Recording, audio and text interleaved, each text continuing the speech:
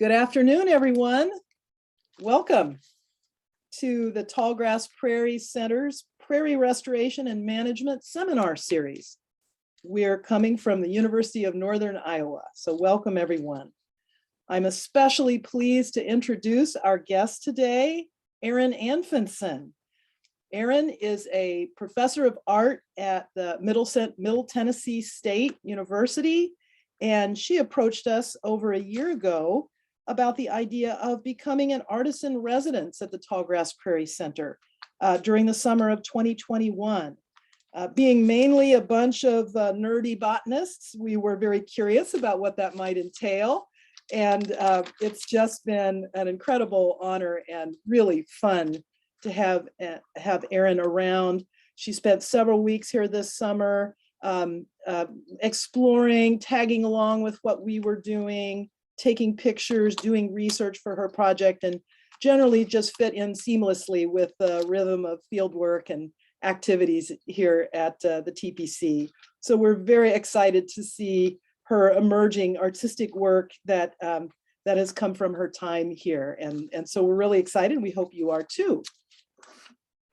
Before we begin, we just wanted to let you know that there's 2 more events in this seminar series. On March 24th, we have some officials from Waterloo, Iowa, who will be discussing challenges with private and city prairie plantings and how you balance the needs of prairie habitat restoration in urban environments.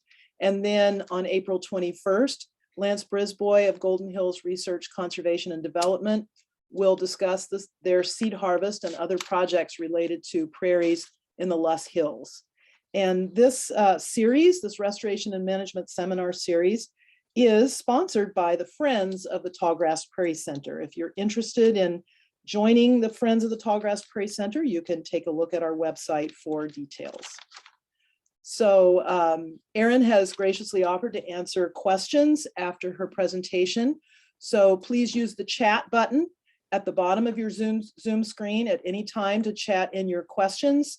And then at the conclusion of the presentation, our moderator will pose those questions to Erin. So please do think of some good things to ask. And a recording of Erin's presentation will be available on the Tallgrass Prairie Center's YouTube channel. Please check it in about 2 weeks after the closed captioning process is complete. So without any further ado, I will stop my screen share and turn it over to Erin. Okay, thank you, Laura. Give me 1 second. I will work on sharing my screen and sharing the correct screen. Okay. Okay. So is everyone looking at the first slide? You don't see notes or anything? Okay, fantastic. Great. All right. Well, thank you everyone for attending. Thank you to Laura and to all the staff at the Tallgrass Prairie Center for the invitation to share my work during this seminar. I'm really honored to be here. And thank you all again so much for being so generous and sharing your time in the space and just the opportunity to hang out with you this summer and a little bit last fall to learn so much more about the important work that you do. It was incredibly inspiring to be there. And I look forward to sharing some of my background and some of the work that is currently being developed from my time there. So I'm Erin Anfinson. Like Laura said, I'm a professor in the Department of Art and Design at Middle Tennessee State University. And there I teach foundations level drawing and digital art courses, in addition to a variety of other workshops as well. During this artist presentation, I'm planning to introduce you to my work and to discuss how my creative process and studio practice has changed since I began partnering with different conservation organizations like the TPC. Oops, the wrong button. All right, so I've always been interested in nature, conservation, and stories that explain the evolution of ecosystems. In many ways, my current work exploring the prairie and other native ecosystems is coming back full circle to ideas I was exploring nearly 14 years ago. I didn't really begin to address this directly in my creative work until 2008, when I began reading some alarming articles about declining bee populations due to colony collapse disorder. And so I want to start by just giving you a little background about how my interest in these ecosystems has been building and how a lot of those threads are still running through the work that I'm working on today. So also back in 2008, I was pregnant with my son at the time, and really for the first time, I was beginning to imagine what a future would hold for him in a world without pollinators. The articles were pretty alarming. And I was also working in a medium that's called Encaustic, which is beeswax based. So there was also some literal ties to the material, the finite material that I was using for my work. At the time, from everything I was reading, there were no concrete answers for why the bees were disappearing. So my imagination wandered. As much as I love a good story of natural history and evolution, I should note that I'm also a huge fan of dystopian science fiction. And so in my mind, those stories really captured my imagination ever since I was a kid. So, tying in what I was reading and thinking about it in an imaginative way was where I was going with this work. So I let my mind wander and I began to concoct my own theories about what might be harming the bees, since there were no concrete answers. So these works were all done with beeswax-based paint, and I said it's called Encaustic, like I mentioned earlier. It's beeswax, natural Damar resin, and pigment, and I'll show you a couple process pictures at the end of this series. In many ways, what I was learning about was when I was learning about the disappearance of bees, it made me realize, again, the finite quality of my primary creative medium. It hit pretty hard what I was reading for a variety of reasons. And I took inspiration from some of the visual work of Ernst Haeckel, the Victorian era zoologist who created these rather romantic and very fanciful looking drawings of the microscopic creatures he observed, sea life, etc. And I always really loved these drawings, how they just really captured your imagination, not being able to actually see these things with the naked eye. So the way that these creatures were illustrated really ignited my curiosity, just as they were supposed to do, as they were intended. And so I began combining them with some honeybee dissection drawings that I'd found to make up some new narratives about, what could possibly be happening? Why were the pollinators disappearing? So there's just a few more of these images, and I created a series of these. I tend to work in a series, like work out an idea in a series rather than single pieces. And collage and appropriating images into new context and meanings has always been a part of my process. And I had a lot of fun making this work, really trying to sort out and imagine and process what I was thinking and feeling about the loss of pollinator and bee colonies. As alarming as it was to comprehend the real consequences of losing pollinators, it was just really helpful to process my anxieties about it through this new body of work. And it also, to present the issue to a curious audience, just to call their attention to it as well. Who might then also decide to become more aware and choose to do something about it. So here's one last image of these sort of monstrous creatures. I think I mentioned earlier that I was interested in science fiction, and I was also watching a lot of X-Files at the time. So I had a lot of great inspiration for this. So just in a nutshell, if you've never heard of Encaustic, just for a very quick peek at my process, you have to work with this on a heated palette because it's wax-based. You have to liquefy the paint by melting it onto a heated palette. And so this was how I would paint and infuse paper backgrounds, which goes along with my interest in collage, which we'll see later in my work. The next series that provided a lot of background was this series called New Chemistry. And having had a child provided a new powerful lens through which I considered my personal impact on the environment and the impact that had already been made from the byproducts of industrialization. So in other words, the things I could control and the many things I could not control. Our son was born in 2008. I'm just going to pop up these symbols. I forgot I had them animated.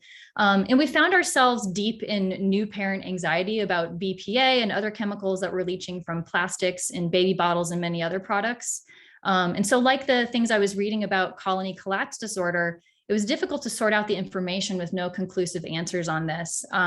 So again, I turned to my studio practice to start sorting this out. And what I could in imagining the possible consequences of living a life exposed to these toxins. So where I wasn't finding answers, I guess I was creating some imaginative answers.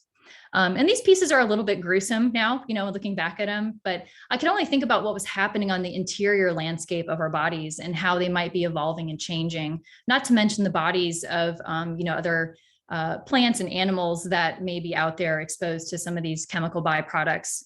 So I made this rather gruesome collection of encaustic and paperworks that included chemical symbols and collaged viscera from the bee dissection drawings, because like us, the pollinators were also being increasingly exposed to more and more toxins in the environment. The fleshy colors were completely intentional with this, and some of these patterns with the chemical symbols will come back in the work that I'm thinking about right now. These are the inner theoretical medical stories that we don't actually get to see, but can only imagine. And so what I was thinking about, and I wanted to give them some voice and presence. Okay, so why Tallgrass Prairie? Why focus on this landscape? I've been inspired myself creatively and just also, out of curiosity to learn more about native grassland ecosystems, primarily because I grew up in Iowa and I honestly never actually remembered seeing a prairie in person or a native prairie remnant in person. And as far as I knew or was aware of, it was a nearly extinct landscape that only existed in history books, my imagination, and the collective memory of generations before me. So I grew up here, and when I say here, I'm in Murfreesboro, but I mean in Iowa, where I grew up. It was about 20 miles away from you and I in the TPC in Denver, which is, a typical small Iowan town that was completely surrounded by farmland. And, looking back now, when you think about it, when you grow up in a manufactured landscape, you don't really have a connection with that nature because you don't see it. And I know my parents are in the audience right now. And so nature for me was getting away from that landscape. And so for me, going up to trips to northern Minnesota, maybe to parks in the area where we would do things like fishing and, hiking and things like that. So my idea of quote nature was reserved to these few park areas and, maybe like a few ditches that had flowers in them at the edges of the fields where I might see a pheasant or a deer. In other words, whatever Iowa was before was relegated to my imagination.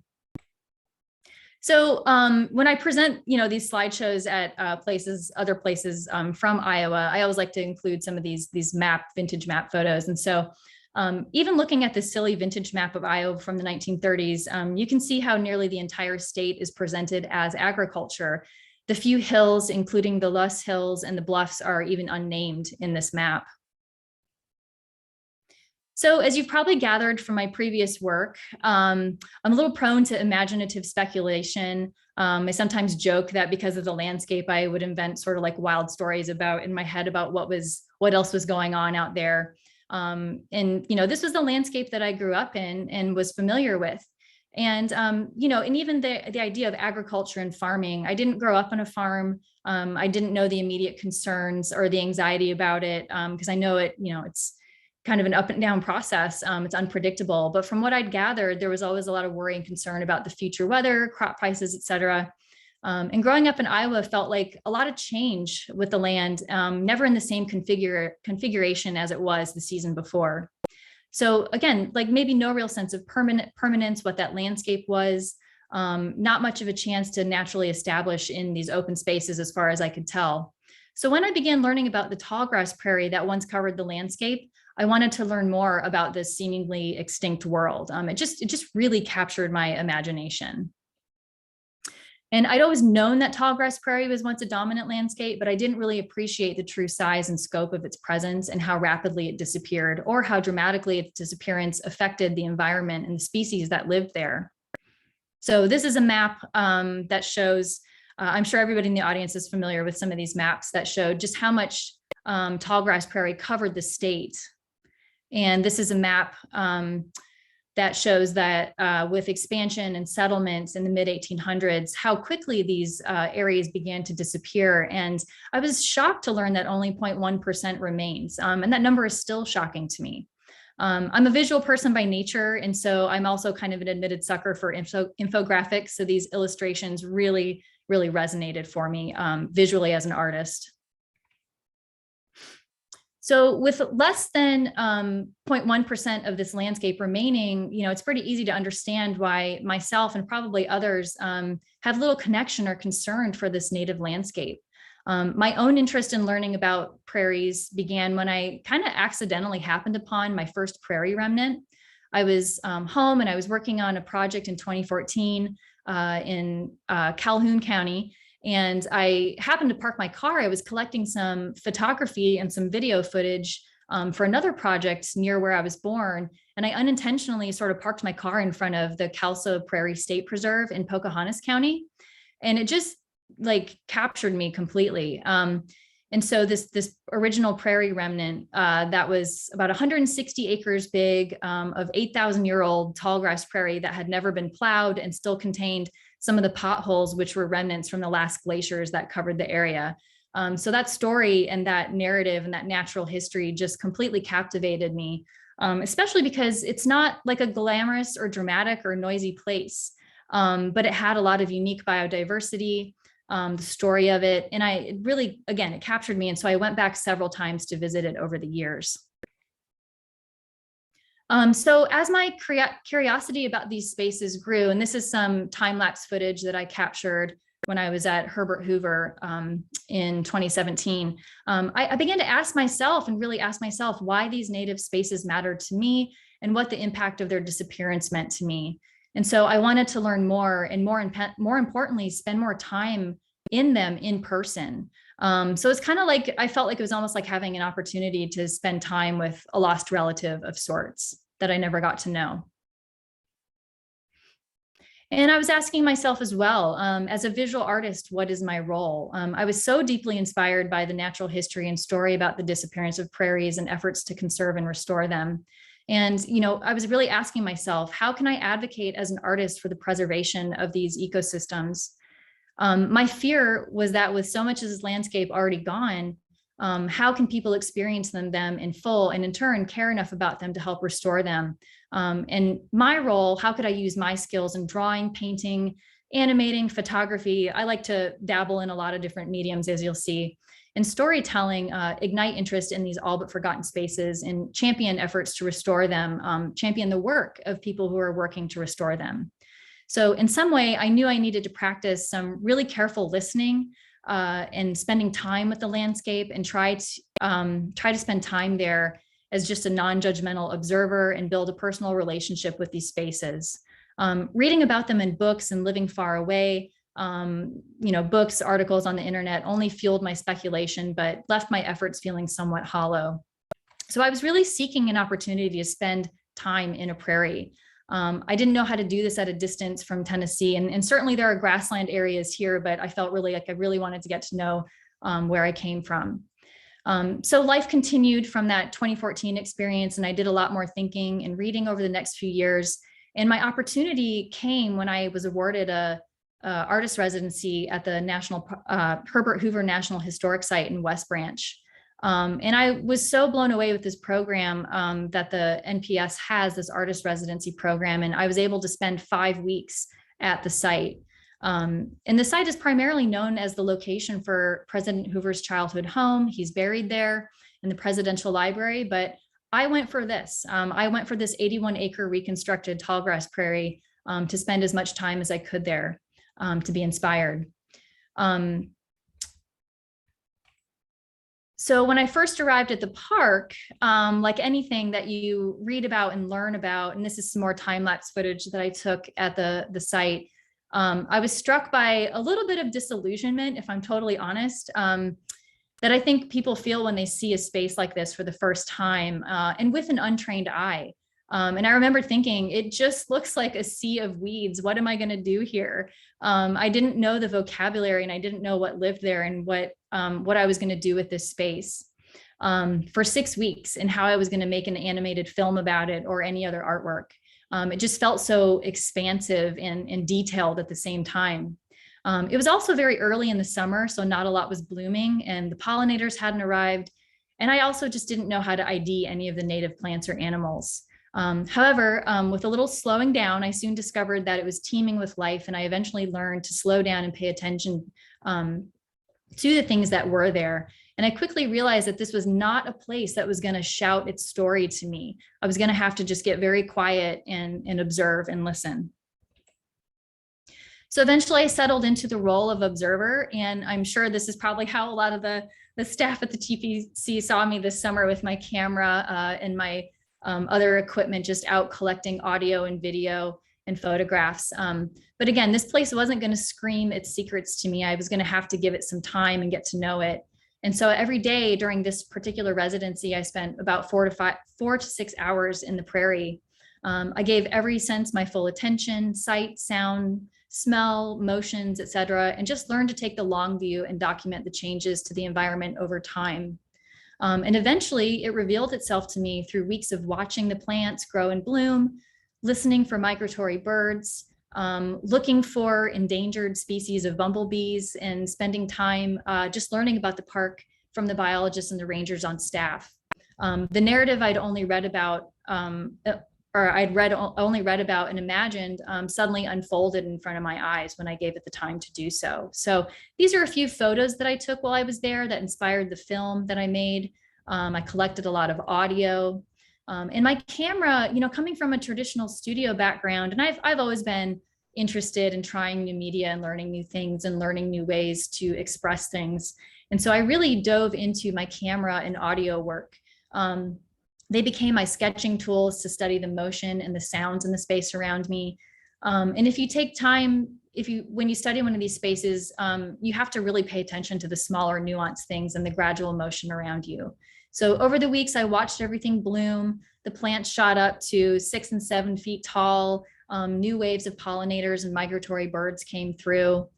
And I went home after wrapping this up, this residency, and I was back in my studio, and I took all these collected research materials and I got to work planning a narrative and drawing for this animated film that I was going to make. And I decided that I wanted to make a film for this particular project to reflect my own process of discovery, wonder, and appreciation for the incredible range of biodiversity that depend on the Tallgrass Prairie ecosystems. And I had an all ages film in mind, just again, thinking of myself as a child and not knowing about the prairies, or possibly another adult, maybe rediscovering this or discovering this for the first time. So here's a couple shots of some of the drawings that I made from the photographs that I took. And then this spider that I eventually animated and was actually just a very, very small part of the film.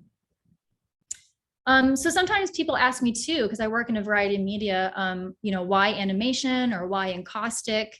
And for this particular project, I tend to pick the media based on the project. So what I'm, experiencing in the space, what might best represent what I want to convey about the space. And animation seemed like the best way to convey my initial sense of wonder and discovery for this place. It's also really incredibly time and labor intensive medium. This 3-minute film took hundreds of hours in research to produce, but I had a couple of reasons for choosing it. It was kind of a natural evolution in my studio practice. My practice is rooted in painting and drawing and collage especially, and I wanted to find an effective way to show these things, the sights, the sounds, the motion. And so animation just made sense for me in this particular project.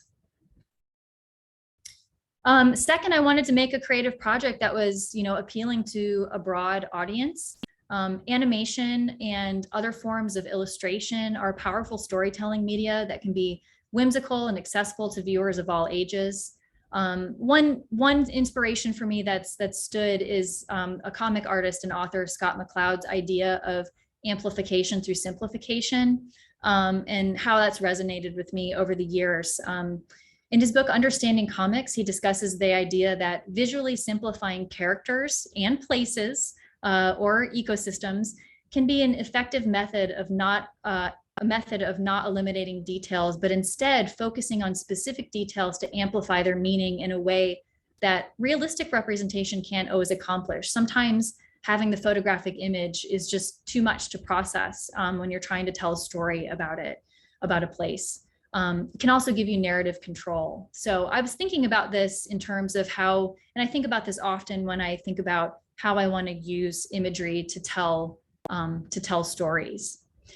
So with that, I thought we'd take a moment to check out the film. Things we still have time for that. Are you guys able to see the film?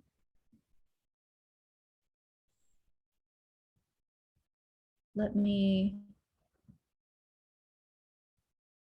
fit to screen. Hopefully you can hear the audio. So this is the resulting film.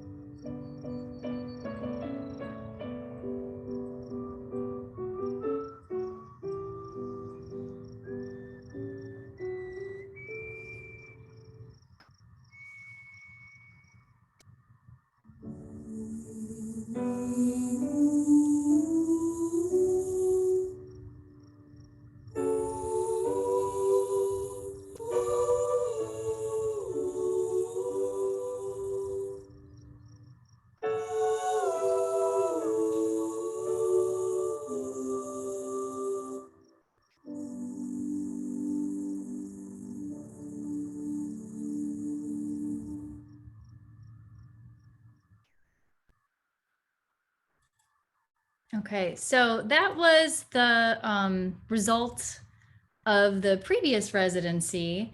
And I'll just move on here. I want to get to the things that I worked on or that I'm working on from my residency at the Tallgrass Prairie Center. So that residency really had a profound effect on my studio practice. And when I came home and I completed that film, I was just really invigorated in a new way, creatively and professionally. And it gave me kind of a new purpose for what I wanted to do with my work.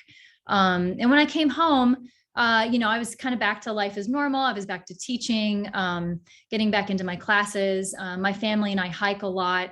And so one sort of sidebar is that when I got home, I rediscovered an entirely new, well, not new, but ecosystem that was new to me here in Middle Tennessee. And one of our favorite hiking spots was Stones River National Battlefield here in Murfreesboro. And I started looking at that environment with an entirely new set of eyes.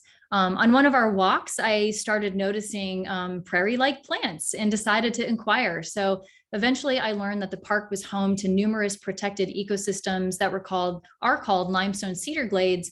And many of the endemic plant species that survive there are variations of their tallgrass prairie cousins. So here's a photo of one of those endangered species that was rehabilitated at Stones River National Battlefield, called the Tennessee coneflower, which you see on the lower left and the upper right.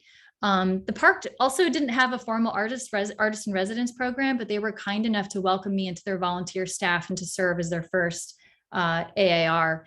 So I'm just very quickly going to move through these, but in a nutshell, just to show you sort of what I've been transitioning to get back to the work that I proposed to do with the TPC. I basically spent a year just documenting the seasons in the park, just staying connected to this way of working, being out in the ecosystem, using my camera, taking notes, sketches, taking as many photographs and being as curious as possible to get to know the plants and the animals that live in these areas. And I won't get too much into cedar glades. That's a project that's in the future and will be coming soon. But here's a few photos from that time, just documenting the entire year. And just like, working with the Tallgrass Prairie, it's amazing to watch, watch these spaces over a season. It really takes time to understand them fully and to watch these spaces as they change and grow, and everything that migrates through these areas and depends on them. So I took a lot of pictures in May. A lot of stuff was blooming. And watching the Tennessee coneflowers come up and learning about their restoration and their story was also quite impactful. So that was kind of a detour that I took in 2018 and 2019. And then I went back to some of my work that I had created I needed to create for a show that was going to be, again, about the Tallgrass Prairie in more of a formal sense, in a gallery in a museum. So from the Herbert Hoover Residency, I kept making work in encaustic and paper media for an exhibition at the Gadsden Museum in Gadsden, Alabama. And a lot of the work in the show dealt with my new feelings, I guess, from being away, of sadness and some grief about processing the enormity of the loss of so much natural habitat. And so I decided to make these shadowy pieces with silhouettes of plants to suggest large windows, maybe looking into the past. And so this is some installation shots of a big piece I made called Echo. These are all panels of encaustic infused paper, and with silhouettes that are cut out and collaged to the back, and there's LED lights lighting those, almost like ghostly images. I also made some of this work. These are some more encaustic and collage pieces on panel. These were done in 2019, also in preparation for the show. These are from a series I called Vestiges, using the silhouettes of some of the different plants. And then I was also sort of caught up in the mechanics of how the land was divided, moved, and literally rearranged in some cases into the shapes and sections for our consumption. I love maps. I love looking at maps. I love reading the stories they tell about the geographic history of an environment. Collage was a natural medium for me to explore this interest. So these may not have the color or the look of the Iowa landscape, but I was really thinking about when you take something and you divide it up and you shuffle it around, and then platting, the idea of physically cutting and removing pieces of these pseudo-topographical encaustic prints that I made to reflect my interest in the process of platting and dividing out land. So kind of a crude map making for an invented and irreversible development in these pieces. So again, these are all, like I said, I like to work in series. And so I tend to sort of run through a series of these until I feel like I've exhausted it. And this was, a great way to start getting back into thinking about eventually wanting to work with another prairie site in the future. So then, of course, spring 2020 happened. We all know what happened. Life threw a huge curveball into my studio practice, and making art fell on my priority list as the pace of life just kind of ground to a halt. And I had to learn how to do my job in an entirely new way, like everyone else I know in academia. So we'll just move on from that. And so during this time, I reached out to the TPC, and after everything that had happened over the previous year, it really clarified what I wanted to do with my work. And I just could not wait to get back into another environment where I could learn more about the Tallgrass Prairie and the restoration of it. I just don't think I could have been more excited to have this opportunity at the TPC. It really felt like a gift after that long time in quarantine. And also having that time to help clarify my intentions and purpose as an artist. My previous experiences taught me that the following would be the most important during my time at the TPC. And so my goal was just to listen, learn, observe, and document. I arrived in Cedar Falls just ready to go and so excited to be there in late June for like a 5-week session. I got to participate in things.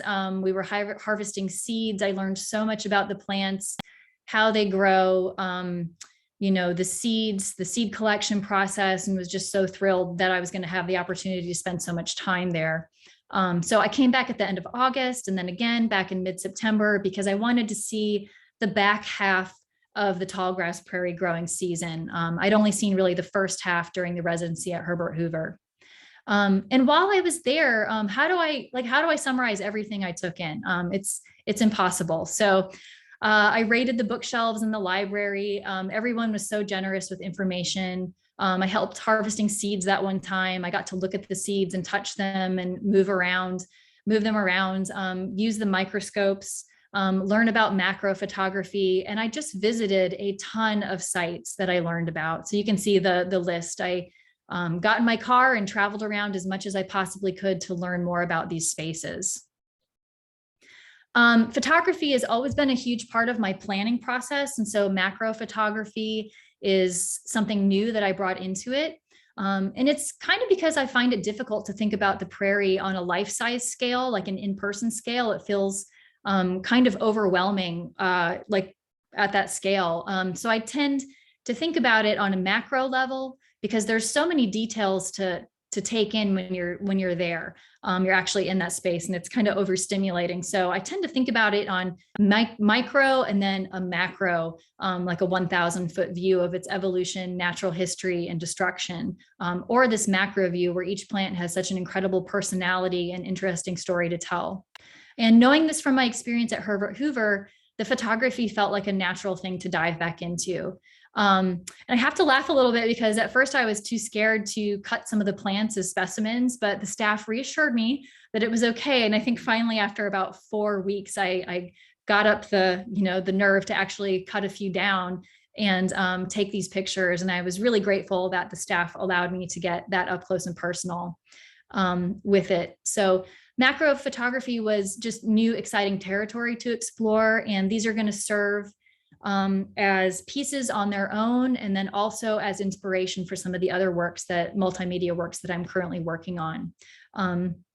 So again, it was just fascinating to see these plants up close and get to know them in a new and exciting way, to look at the details, look at how they grow, how they produce seeds, and how those seeds then fall off of the plants.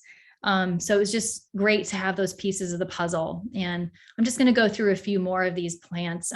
Occasionally a little critter would pop up in this, which is also kind of exciting. That was one thing I learned at Herbert Hoover, is if you just sit still, something else will show up, waiting for its picture to be taken.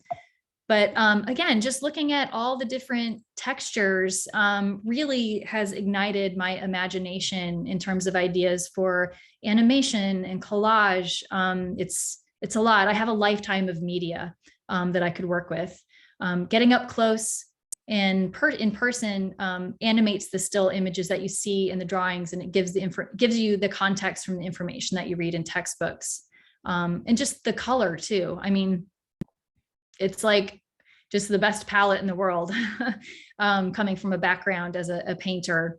Of course, I tried collaging the plants together, which seemed like a natural fit for some of the macro photography. So I have some compositions that I have collaged together as well. I had a hard time whittling down pictures for this presentation. I'm just so tickled every time I look at all these. But again, just really being able to appreciate the structure up close of the plants, having really informs how I am going to choose to draw them and use them for some of the other things that I'm working on. Just going to slide through a few more of these.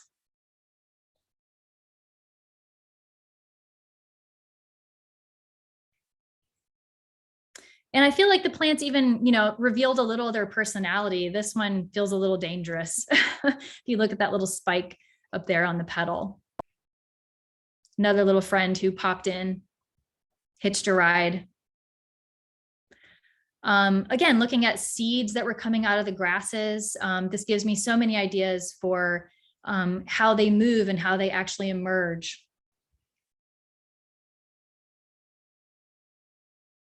And just these beautiful, beautiful sculptural forms that I can't wait to draw and investigate more. And I also took some video that you'll see is also becoming part of the projects that I'm working on.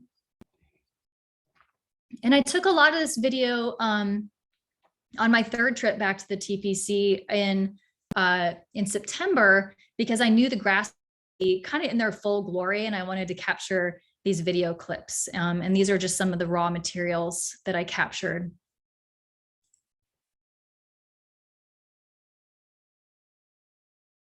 They're very soothing to look at. So a couple other things, and I'm going to be mindful of my time here. A couple other things I discovered while I was there, sort of tangentially related, was something I didn't expect, was that I'd be visiting a lot of cemeteries looking for prairie remnants. So I visited the Rochester Cemetery before in 2017, but I hadn't really appreciated how important these spaces were to native prairie conservation. If you have a chance to visit one of these old township cemeteries, chances are they're going to have graves from the early days of settlement in Iowa and possibly native plant species in and amongst the gravestones or at the margins of the site. As thrilling as exploring the prairie ecosystem can be, my delight is underscored by a sense of grief and anxiety when I remember that these places are endangered.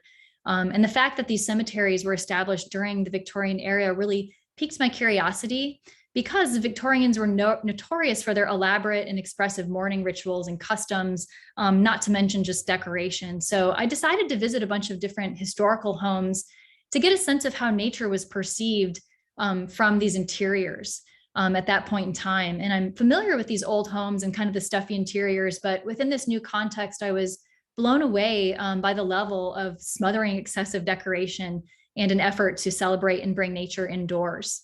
Of course, the nature that filled every square inch of every surface area in these homes was idealized and not reflective of what was being plowed up from the fields, but the effort was astonishing and just really captured my imagination. So when I visit these homes, I felt a similar feeling that I'd felt when I was visiting a Tallgrass Prairie initially. Everything was teeming with life, but this was artificial life and no space was spared. I love going back through these photos and I just to remember how incredibly decorated and covered they were with all of this artificial nature. And I'd read an article recently about how our contemporary fascination with collecting houseplants, little guilty here, and establishing natural spaces in our homes could actually be a manifestation of our collective grief about the loss of natural environment, pollution, climate change, the extinction of species, et cetera. We fill our homes with representations of nature to fill in what we know is being lost. That as an idea is fascinating to me. And so looking back, the Victorians were pretty good at this. The entire excessive and consumeristic culture of mourning was based off of Queen Victoria's very long public mourning of her husband, Albert. So this idea that more is more. So I've been looking at a lot of patterned wallpapers and fabrics, crazy quilts, the different things that took hold with sort of like a fever in the Victorian era. And it reminded me of some of our own contemporary things as well, like in, something that's viral in social media. So these are a few of the studio experiments that I'm currently working on. pattern design, soil as a medium. I've never done that before, and I've been just fascinated to learn how to make paint and flock prints and drawings with dirt as a medium, photography and video, of course. And so I'm working right now on creating some of these patterns that mimic and maybe echo some of the Victorian era patterns that are kind of overwhelming, but overwhelming with what is actually out there, or what should be out there, or what was out there. My studio has really become a playground, and I've just spent a really rich time of exploration, experimenting, and innovating for me in my process that has really refreshed my studio practice. So these are a few examples of pattern designs in process. I've got some native bees that are native to Iowa, some compass plant leaves in this one. And I'm really just experimenting with how these patterns are going to develop. And then also including some of the, the dangerous side of this as well. One thing that I've always been concerned about is our exposure to chemicals. And in this case, the neonicotinoids that are used to coat a lot of agricultural seeds that seeps into the water, seeps because they're water soluble, seeps into the soil and possibly into some of these restored areas. So just the concern about these chemicals that are ever present. So I've been taking a lot of dirt. I've been learning how to convert it into paint or to mill it into paint. So here's a couple of process shots. And I have a lot of ideas for what I'm going to do with this in terms of painting these pattern tiles, continuing to develop them. And then I also have some video work that I'm working on currently, and I'll play you a small clip of this piece I'm working on right now, using those chemical symbols as some of the background against some of the video of the prairie that I shot. So this is a little raw. There's still some of the wind sound in it.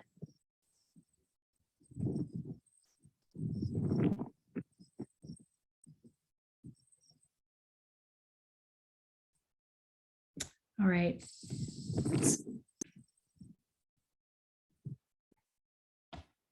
Okay.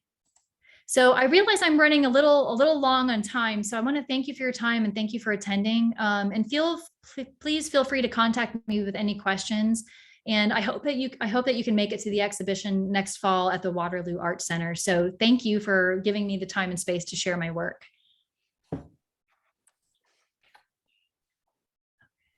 Thank you so much, Erin. That was wonderful. Yeah. Oh, wow. It's so exciting to see all of these ideas coming together and yeah, the way they interrelate. I just can't wait to see more. It's really wonderful. Yeah. Yeah. So it's been just amazing to have all these new materials and ideas. And like I said, it was just such a treat to have access to all of the spaces and the knowledge that you all had and your expertise. And I'm overwhelmed. I'm like overstimulated and overwhelmed, and I have so many great things to work with now. So I left a lot out too. So well, yeah, there's so much to see. So let's see. Do we have any questions or comments from the chat yet? Erin, could you tell us a little bit more about your upcoming show at the Waterloo Center for the Arts, when it'll be and what it'll involve? yeah, so I am going to have a solo exhibition. I'm really excited. I'm going to have a solo exhibition at the Waterloo Center for the Arts, and it should be opening in September next year. Yeah. Yeah, and so yeah, so for the exhibition, I'll be planning a series of these video works and then works that are going to be inspired by this wallpaper pattern design. That's great. We at the Tallgrass Prairie Center were so inspired by your work that we hope you're coming back to see us. I want to come back and see you guys again soon, like as soon as possible. So yeah, I'm hoping I can get back there again really soon. Erin, I have a question. Yeah. There we go. How common is it for an artist to take a particular ecosystem as an inspiration?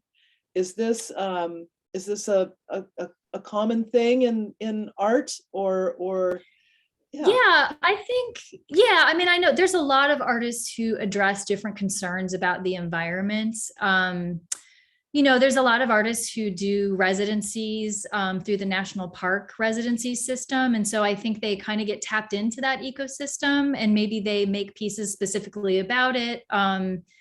But as far as like, I don't know how many artists, I couldn't give you like a quantifiable number.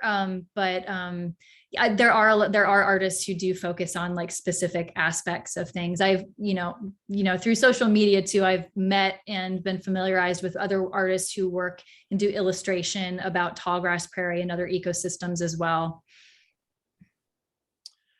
Yeah, well, good. She'll be visiting more prairies around the country. Yeah, will you be visiting more prairies around the country or next Yeah, summer? I mean, I hope to. I really love being in those spaces. And there's always more to learn. There's always more to experience in these places. And, since I'm here in Tennessee, this has been great for me. It's been kind of a wonderful like homecoming for me to learn. And like I said, understand more about the environment that was missing when I was growing up, and to appreciate it and just the natural history of it. And now, I've been a resident of Tennessee for almost 20 years, so I'll probably start exploring some of the grassland areas around here too as well. But I hope to get back to Iowa as much as possible. There's a lot of really rich history there with that. Let's see, we have a question from Laura Walter.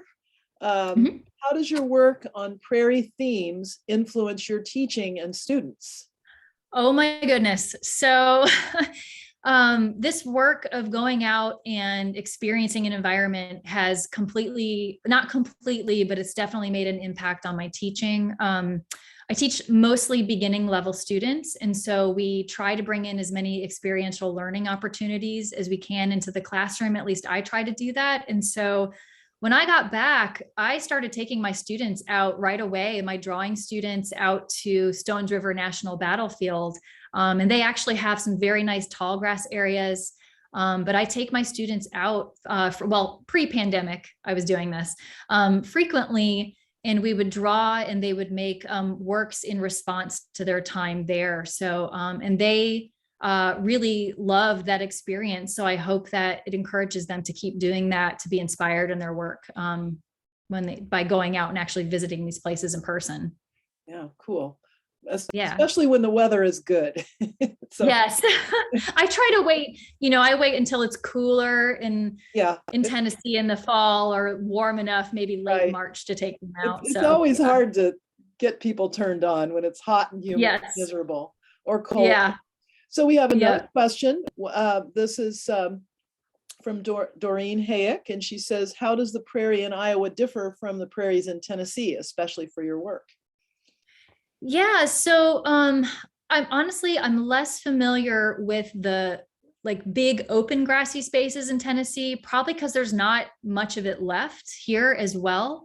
It's something I'm hoping to learn more about and go visit more of those spaces. But at Stones River, it's more broken up. There's obviously like more trees, there's more limestone. The cedar glades are just such a fascinating offshoot of the prairie because there's all these plants that have adapted and specialized to live in these very harsh conditions. So it's different, but I'm hoping I can find some of those more open grass areas to explore here. All right. Well, I don't see any more questions, so I think we can wrap it up at this point, but thank you so much for all of your time and your thoughtful ideas and imagination, and I could just see how fruitful and how much more there is left, how much more there is to come. Yeah. Just so exciting. So well, thank you. And it, like I said, like the opportunity was just amazing. And I hope I can keep working with you guys in the future. And it literally, I feel like I have like a lifetime of work in front of me now, just all the wonderful things I discovered. So yeah, thank you for the opportunity. All right. Well, you're welcome anytime. Great. All right. Well, with that, we will thank you. Sorry we can't Yeah. make waves and all that, but we're all just so happy to have you. And for everyone out there, we will hopefully see you next month for our next seminar. Great. Thank you. Bye-bye. Bye.